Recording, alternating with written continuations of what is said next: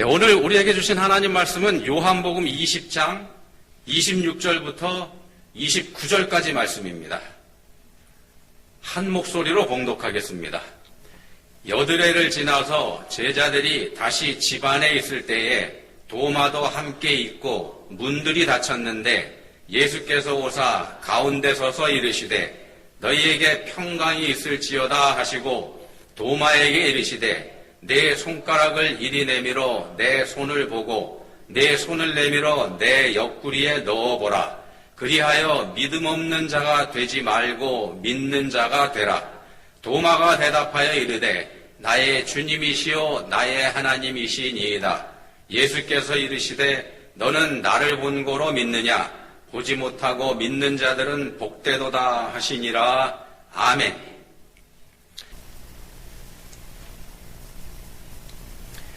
네, 미국에 가서 이렇게 살면서 보니까 우리 한국 사람들하고 미국 사람들하고 다른 부분이 많이 있죠. 물론 서로 생긴 모양부터가 다릅니다만 그런 거 말고 문화적인 면에서 서로 다른 것들 꽤 많이 있습니다. 여러분들은 대표적인 걸로 어떤 걸 꼽으실까 모르겠습니다.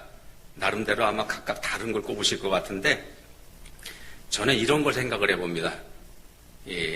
사람마다 다른 사람을 대하는 자세, 이게 서로 다른 것 같습니다. 우리 한국 사람하고 미국 사람들하고. 한국 사람을 포함한 동양 문화권에서는 웬만해서는 자기 마음을 잘 주지 않죠. 모르는 사람이 있다 그러면은, 모르는 사람을 만나면은 일단 경계하는 거, 이게 동양 문화인 것 같습니다.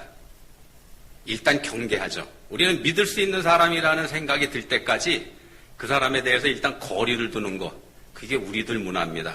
근데 그렇지만 일단 믿을 수 있다는 확신이 들면, 믿을 수 있다 싶으면 그 다음부터는 마음을 활짝 여는 거, 그게 또 우리 문화의 특징이기도 하고 그러죠. 그래서 모르는 사람들끼리 서로 만나면은 서로 탐색전을 하죠. 소위 호구조사라는 것부터 시작하지 않습니까?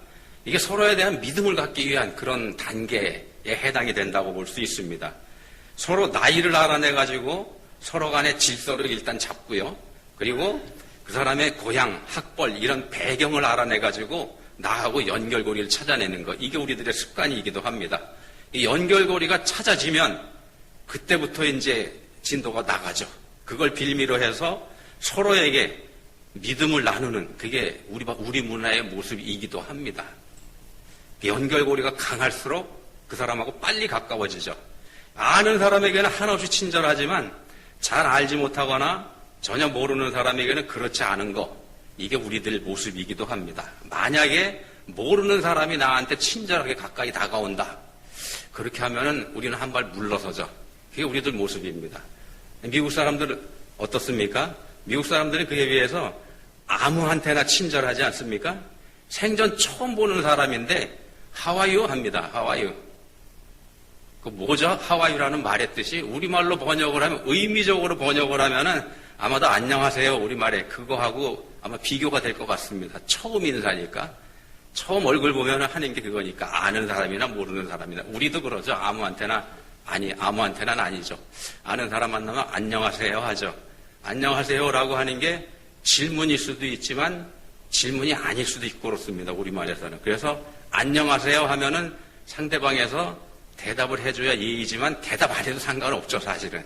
그게 우리말의 안녕하세요인데 영어의 하와이유는 좀 다릅니다. 좀 틀림없이 질문입니다. 그렇기 때문에 그거에 대한 답을 해줘야 또 맞죠. 인사를 받은 사람은 해줘야 될 의무가 있는 것 같습니다. 안녕하세요하고 차이가 있다 그러면 우리말로는 그럼 어떻게 번역을 할 수 있을까? 어떻게 번역하시겠습니까, 여러분은? 제 생각엔 아마 어떻게 지내세요?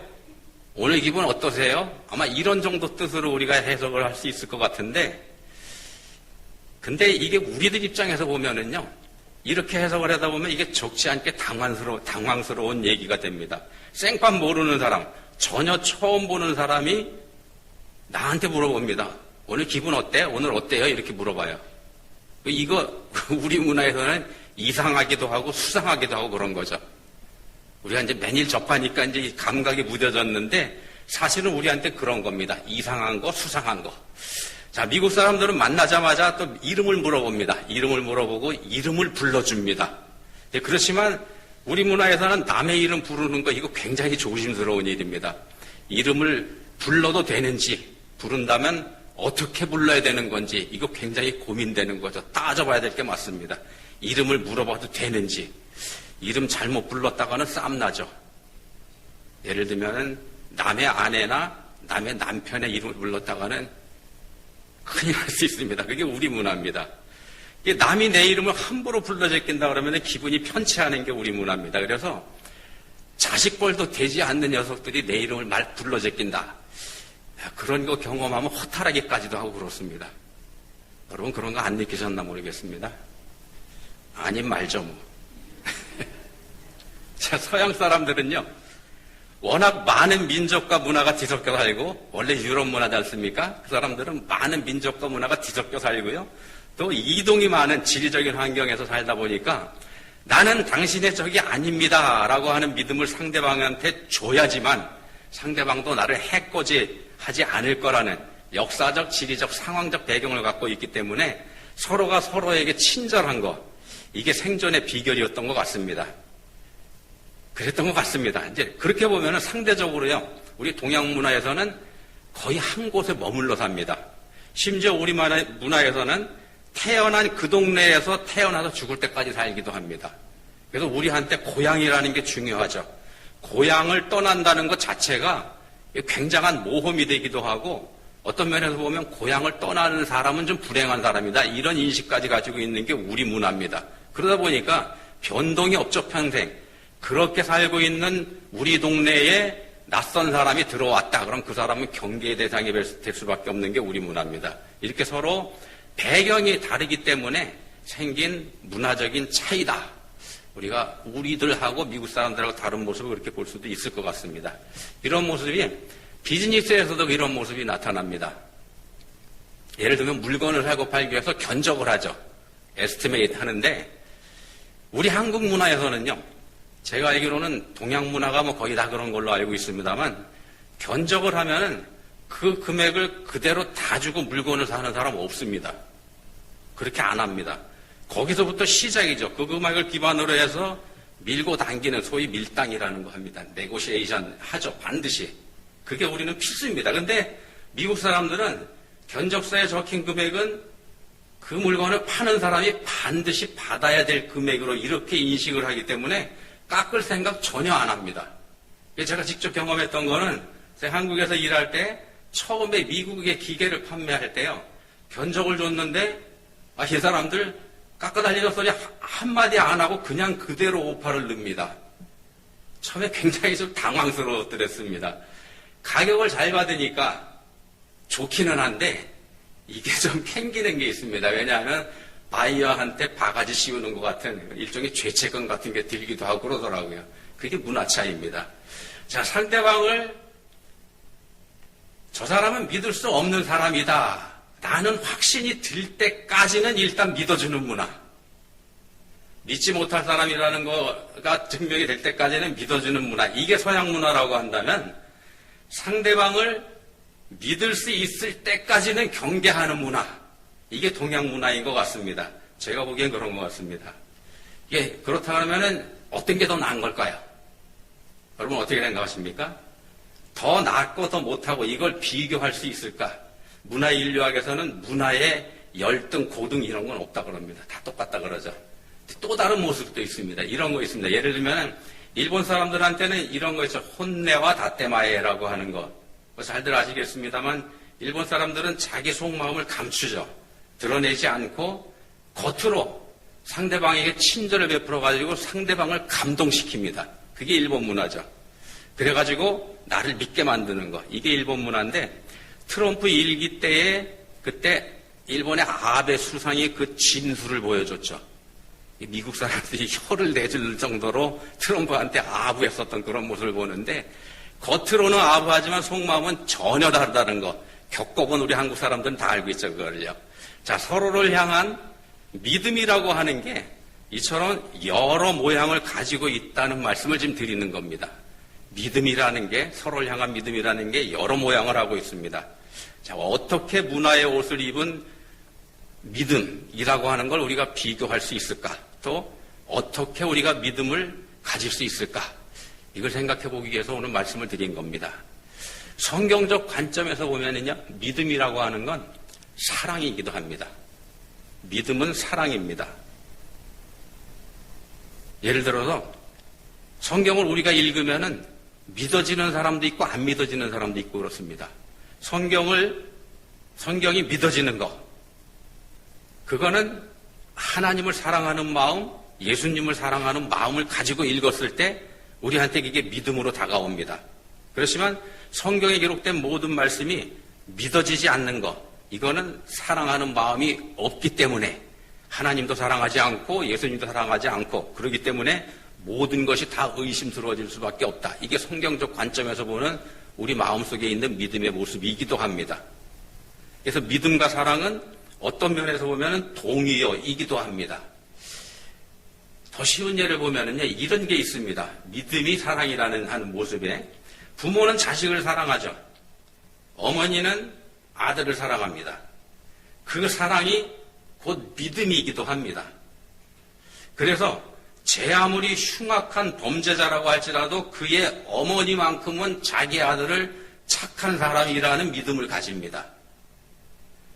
자기 아들이 세상을 해롭게 하는 흉악한 인간이다, 이렇게 믿는 어머니는 세상에 없다는 겁니다. 왜 그런가? 사랑하기 때문에 그렇습니다. 사랑하기 때문에 믿는 거죠. 내 아들은 착한 사람이다, 이렇게. 원래 착한 아이였는데 뭔가 잘못돼서 실수한 거다. 뭔가 잘못됐기 때문에 얘가 이런 짓을 한 거다, 이렇게 본다는 겁니다. 그래서 믿음은 곧 사랑이기도 한 겁니다. 자, 오늘 본문에 보시면은 예수님의 12제자 중에 하나인 도마가 예수님의 부활을 믿지 못합니다. 도마가 예수님의 부활을 믿지 못합니다. 일주일 전에 도마를 제외한 다른 제자들이 다 모여 있을 때 부활하신 예수님이 거기에 찾아오셨더랬죠. 십자가에서 분명히 죽으셨던 예수님, 그 예수님이 살아오신 거, 이걸 제자들이 직접 확인했습니다. 제자들이 직접 예수님을 봤습니다. 그럼에도 불구하고 마태복음에서는요, 예수를 배웠고 경배하나 아직도 의심하는 사람이 있더라, 이렇게 증거를 합니다. 예수님을 봅니다. 앞에 예수님이 계시다는 것. 근데 아직도 마음속에는 의심이 생깁니다. 정말로 이분이 그 예수님인지, 아니면 혹시 예수님의 유령은 아닌지, 이런 의심이 들었다는 것도 우리가 해석해 볼 수 있습니다. 자, 직접 눈으로 본 사람들도 그런 의심을 합니다. 그렇다 그러면은 하물며 직접 뵙지 못한 도마는 어떻겠습니까? 당연히 의심하는 게 맞겠죠. 자, 부활을 믿지 않는 도마에게 예수님이 찾아오셔서 말씀하십니다. 내 손가락을 이리 내밀어 내 손을 보고 내 손을 내밀어 내 옆구리에 넣어보라. 그리하여 믿음 없는 자가 되지 말고 믿는 자가 되라. 야, 도마가 지난 일주일 동안에 다른 제자들에게 했었던 말을 지금 예수님께서 반복하시는 겁니다. 혼자만 예수님을 뵙지 못했습니다. 근데 다른 제자들, 자기하고 3년 동안 예수님 따라다니면서 동고동락해서 서로 잘 알고 있는 동료들이 예수님이 살아나셨다 라고 말은 하는데, 이거 도저히 믿을 수 없었던 겁니다. 도저히 믿을 수 없는 말을 하니까 여기에 화가 난 도마가 했던 말이 이겁니다. 내가 그의 손에 못자국을 보며 내 손가락을 그 못자국에 넣으며 내 손을 그 옆구리에 넣어보지 않고는 믿지 아니하겠노라. 자, 도마가 했던 이 말을 예수님께서 일주일 뒤에 다시 찾아오셔서 복귀하시면서 너 그렇게 말했지? 네 말대로 한번 해봐, 이렇게 말씀하시는 겁니다. 그리하여 믿음 없는 자가 되지 말고 믿는 자가 되라. 믿는 자가 되라, 이렇게 말씀하십니다. 자, 예수님이 도마에게 왜 이렇게 말씀을 하실까요? 왜 이렇게 해주실까요? 10명에게서 같은 말을 계속해서 반복해서 듣다 보면은 도마도 언젠가는 믿게 될 겁니다. 예수님이 안 나타나셔도 말입니다. 사람이라는 게 그럴 수밖에 없습니다. 근데 예수님께서 굳이 찾아오셔가지고 도마에게 믿는 자가 되라, 이렇게 말씀하시는다. 왜 그렇게 하시는가? 이게 바로 사랑이죠. 예수님이 도마를 사랑하시기 때문에 그에게 믿음을 갖게 해주시는 장면을 우리가 보고 있는 겁니다. 또 도마가 예수님을 사랑하는 걸 예수님께서 알고 계시고, 또 도마가 믿음을 가질 수 있다는 것도 아시기 때문에 와서 도와주시는 겁니다. 예수님이 도와주시는 겁니다. 도마가 끝내 부활한 예수님을 뵙지 못한다 그러면은 어떻게 될까? 앞에서 잠깐 말씀드린 것처럼 그래도 아마 믿음은 갖게 될 겁니다. 10명이 계속 똑같은 소리 하니까. 따져보면은 믿을 수 있게 되겠죠. 그렇지만 때로는 흔들릴 수도 있을 것이기 때문이기도 합니다. 이 사람은 앞에서 이제 계속해서 사용할 사람이지 않습니까? 사도로, 제자로, 당신께서 직접 기르신 제자이니까 확인시켜 주시는 거죠. 자, 사랑할 때에 믿음을 갖게 되는데, 사랑이 곧 믿음이라고 말씀드렸습니다. 사랑할 때에 믿음을 갖게 되는데, 우리가 가지는 그 사랑이라고 하는 건 사실은 우리를 향한 하나님의 사랑에서 오는 겁니다. 그 사실을 보여주는 장면에 우리가 지금 와 있는 겁니다. 도마가 스스로 믿음을 갖는 데에는 한계가 있다는 말씀입니다. 우리가 믿음을 갖는 것, 또 믿음의 다른 모습인 사랑을 하게 되는 것, 이거 자체가 우리의 공로가 아니고 하나님께서 우리에게 주시는 선물이라는 겁니다. 자, 도마는 예수님 사랑하는 사람입니다. 도마는 예수님 사랑하는 사람입니다. 성경에는 없는 얘기지만은요, 전설에 의하면 도마는 예수님 고향 동네인 나사렛 사람입니다. 그리고 예수님처럼 목수 일을 했던 사람입니다. 예수님도 목수, 도마도 목수, 같은 동네에서 그랬던 사람이라고 알려져 있습니다. 자, 그럼 목수라고 한다면은요, 어떤 특징을 가지고 있냐면은 단 몇 밀리미터만 어긋나도 문짝이 많지 않습니다. 문짝이 맞지 않습니다. 끼워지지도 않고 끼워져도 틈이 벌어지고 이런 사태가 생기죠. 또 수평과 수직이 정확하게 맞지 않으면은 집이 바로 서지 못하게 됩니다. 또 제대로 맞지 않으면은 집이 무너져 버릴 수도 있고, 그게 목수의 일이라는 겁니다. 한마디로 더 말씀드리면 아기가 딱 맞아야 된다는 겁니다. 아기가 맞지 않으면 안 됩니다. 목수인 도마에게는 앞뒤가 맞지 않거나 불확실한 거 이거 받아들일 수 없다는 겁니다. 그게 목수입니다. 기술자는요, 대충 넘어갈 수 있는 사람이 아닙니다. 대충 넘어가다 안 되는 사람이 기술자입니다. 그게 기술자라는 직업의 특징입니다. 그래서 확인되지 않은 정보, 불확실한 정보, 이건 도마의 입장에서는 받아들일 수가 없는 겁니다. 기계 설계를 한 제 입장에서 봐서도요, 도마의 이런 입장 100번 이해가 갑니다. 그게 기술자들이거든요. 그렇지만 일단 분명한 사실로 확인이 된다면 그때부터는 상황이 달라집니다. 확실히 이거다 싶으면 그다음부터는 목에 칼이 들어와도 부인할 수 없는 게 기술자들의 특징이고 고집이기도 하고 그렇습니다. 기술자는 확실해야 됩니다. 확실하면 다른 여지를 허용하지 않습니다. 딱 그걸 해야 됩니다. 도마에게 그런 모습이 보입니다. 성경을 자세히 읽어보면요. 예를 들면요, 요한복음 14장에서 예수님이 제자들에게 이런 말씀을 하십니다. 내가 너희를 위하여 거처를 예비하러 가노니 가서 너희를 위하여 거처를 예비하면 내가 다시 와서 너희를 내게로 영접하여 나 있는 곳에 너희들 있게 하리라. 이 말씀을 하셨습니다. 그리고서 이 말씀에 이어서 이런 말씀을 더 하십니다. 내가 어디로 가는지 그 길을 너희가 아느니라. 내가 어디로 가는지 너희가 그 길 안다. 이렇게 말씀하셨어요. 근데 3년 동안 예수님은 제자들한테 가르쳐 오셨습니다. 당신이 십자가에서 죽으실 거고 부활하실 거다는 거. 이걸 가르치셨습니다. 제자들이 귀담아 듣진 않았습니다. 귀담아 듣진 않았습니다만 분명히 가르치셨습니다. 그래서 말씀하시는 겁니다. 내가 어디로 가는지 그 길을 너희가 아느니라. 알아야 된다 이 말씀하시는 거죠.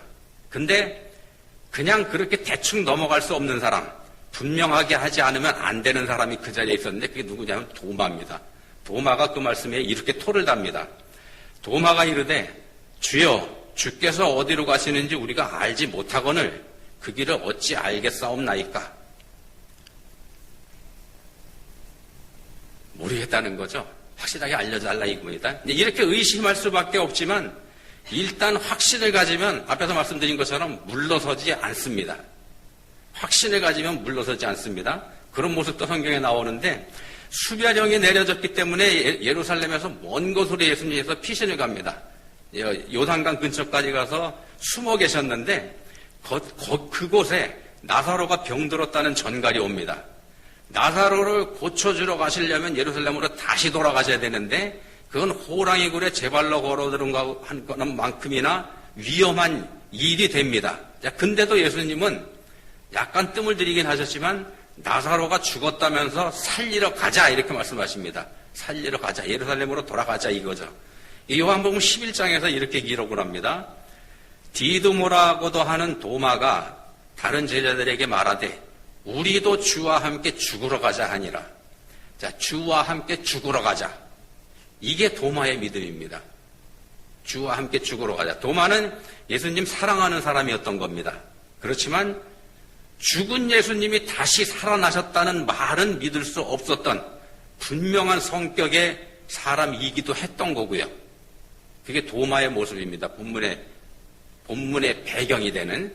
사랑하지만 믿을 수 없었던 도마에게 그를 사랑하시는 예수님이 찾아오신 겁니다. 오셔서 야, 네 말대로 한번 확인해 봐라 이렇게 말씀을 하십니다.